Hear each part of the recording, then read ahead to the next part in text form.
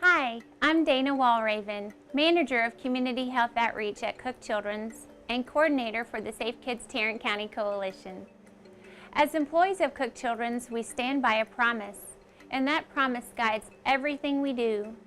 It states, knowing that every child's life is sacred. It is the promise of Cook Children's to improve the health of every child in our region through the prevention and treatment of illness, disease, and injury. Cook Children's Community Health Outreach Department helps uphold our promise as the lead organization for Safe Kids Tarrant County. Safe Kids Tarrant County helps to prevent unintentional childhood injury. Safe Kids Tarrant County is a coalition of community members who strive to prevent childhood injuries through a variety of educational efforts on three major topics of unintentional injury: child passenger safety, drowning prevention, and poison prevention. This video will focus specifically on child passenger safety. In the U.S., motor vehicle crashes are the leading cause of unintentional injury and death of children 14 years and younger. The national statistics are showing a decrease in unintentional injuries and deaths over the years. But thousands of children are still injured and killed each year. It is important to know most of these injuries and deaths can be prevented if children are buckled up correctly. Texas law states that children must ride in a child restraint that fits them according to manufacturer's instructions until age 8, unless taller than 4 feet 9 inches. Safe Kids Tarrant County supports the law by offering free car seat checks in the community to help families make sure their child is in the correct car seat and that it is installed securely. Our program also provides car seats to families who do not have one or who do not have the safest one. The National Highway Traffic Safety Administration, or NHTSA, keeps safety standards for children to safely fit in vehicles made for adults. These are called motor vehicle safety standards. There are 4 basic steps, or ages and stages, to child restraints for growing children to ride safely: rear-facing car seats, forward-facing car seats, booster seats, and seat belts. The ages and stages for the 4 basic steps to car seats are: Step 1. Rear-facing car seats. These include the infant-only car seat and convertible car seat. The infant-only car seat has a carry handle and should never be installed forward-facing. Convertible car seats are meant for growth in both the rear and forward-facing stages. Be sure to follow the weight, height, and sometimes age ranges for these child safety seats. Best practice is to keep a growing baby or child in a rear-facing car seat as long as the car seat allows by both weight and height. Always check the car seat instructions for help. Some car seats allow children to sit rear-facing until 2 years or older.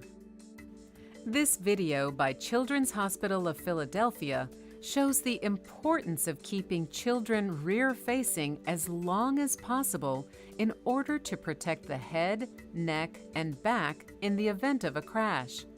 As you can see, the crash force on the child on the left is much greater when facing forward versus being cradled by the car seat facing rear here on the right. When sitting rear-facing, it is important to keep the harness straps at the child's shoulder level or below. Always adjust the straps to be snug so you cannot pinch any slack at the top shoulders. Be sure to keep the chest clip at the underarms or nipple line in order to keep the straps routed over the shoulders, keeping the child as safe as possible.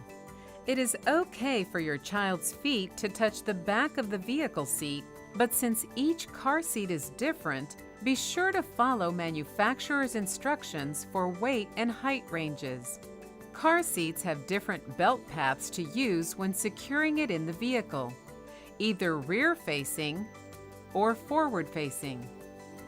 Labels on the car seat will help you find the correct belt path for your child. Each car seat has instructions and important labels to help you understand how your child fits safely. Be sure to always follow these instructions as your child grows for specific weight, height, and even age requirements. Remember to support your baby's head and neck while rear-facing by using the car seat's angle indicator. Some manufacturers allow you to add a pool noodle or towel roll under the car seat to achieve the correct angle while rear-facing. Did you know you should never install a rear-facing car seat in the front seat in front of an activated airbag? The force of the airbag hitting the rear-facing car seat, which comes out at about 200 miles per hour, could cause permanent brain injury or death. If you have a truck or vehicle with no back seat, follow the vehicle's instruction manual to turn off the airbag while a rear-facing child seat is in that position. Step 2. Forward-facing car seats. These include the convertible car seat and combination car seat. These seats often look very similar. Be sure to read what each seat offers, keeping in mind the stage your child is currently in, your child's growth, and which one you can use the longest. Convertible car seats are meant for growth in both the rear and forward-facing stages. Combination car seats are only forward-facing and combine to be a belt positioning booster seat. Best practice is to keep a child in a forward-facing car seat with a 5-point harness only after outgrowing the rear-facing seat by weight and height. The child should then stay in this seat until reaching the maximum weight and height. When sitting forward-facing, it is important to keep the harness straps at the child's shoulder level or above. Always adjust the straps to be snug so you cannot pinch any slack at the top of the shoulders. Be sure to place the chest clip at the underarms or nipple line in order to guide the straps over the shoulders, keeping the child as safe as possible. And there you have it, safe and sound the entire ride. This 30-mile-per-hour crash test video shows how strong the impact is on a child. This is why it's important to keep children in a 5-point harness when forward-facing as long as possible before moving them to a booster seat with a lap shoulder belt. Step 3.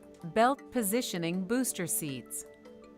These include the high-back booster seat and backless booster seat. High-back boosters offer more head support as well as side impact protection.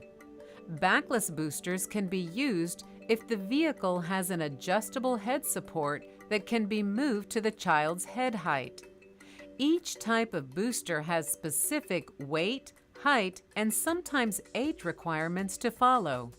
Best practice is to move a school-aged child into a belt positioning booster seat after outgrowing the forward-facing harness car seat by weight and height. Booster seats must be used with a lap shoulder seat belt and not a lap belt alone. Children are safest in this stage until they are tall enough and mature enough to sit safely behind adult-sized seat belts. This video by Children's Hospital of Philadelphia shows the importance of keeping children in booster seats until they fit the adult-sized seat belt safely. Oftentimes, as seen in the bottom part of the video, children put the seat belt behind them when it doesn't fit correctly and it becomes uncomfortable. This leaves them with no upper body protection. Using a lap belt alone can cause severe injury or death to a child in a crash. The child in the top part of the video is better protected using the booster seat with the lap shoulder belt. Step 4. Seat belts. Seat belts are the very last stage in child restraints and should not be used until a child is at least 8 years old, unless he or she is taller than 4 feet 9 inches or 57 inches total. Seat belts are generally made for adults, so make sure the child fits safely behind the vehicle's adult lap and shoulder belt before using it without the booster seat. Since children grow at different rates, some are between the ages of 8 and 12 years old before fitting in adult seat belts safely.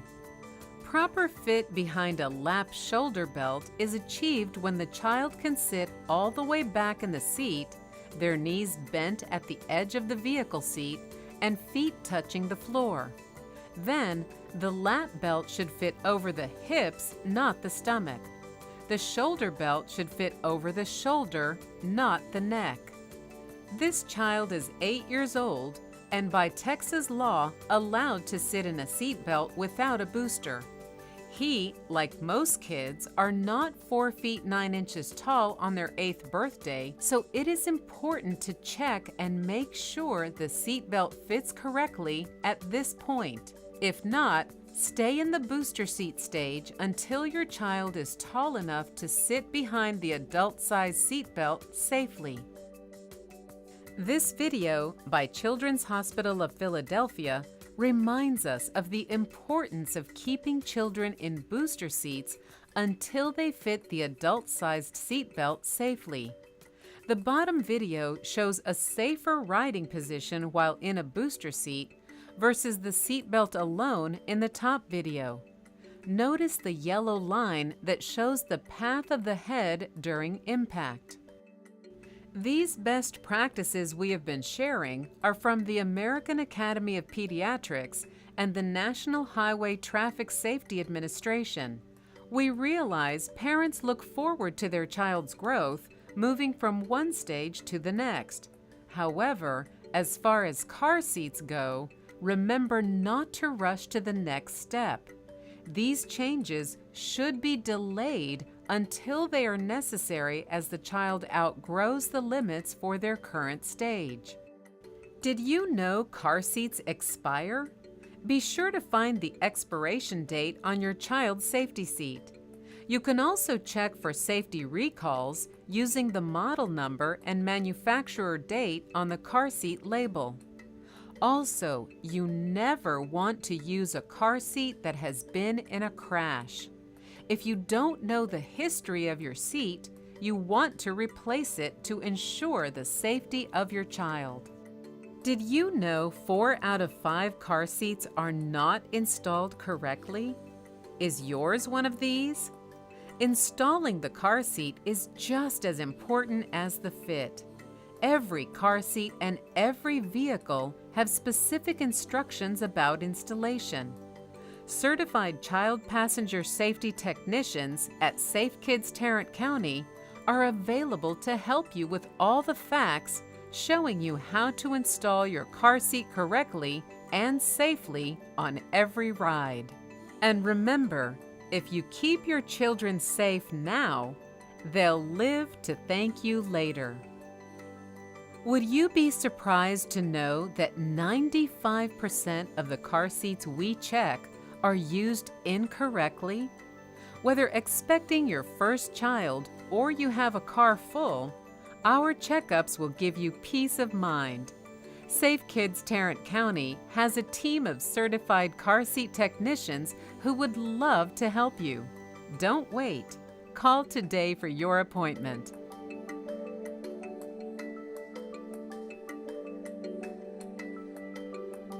Thank you for learning more about injury prevention today.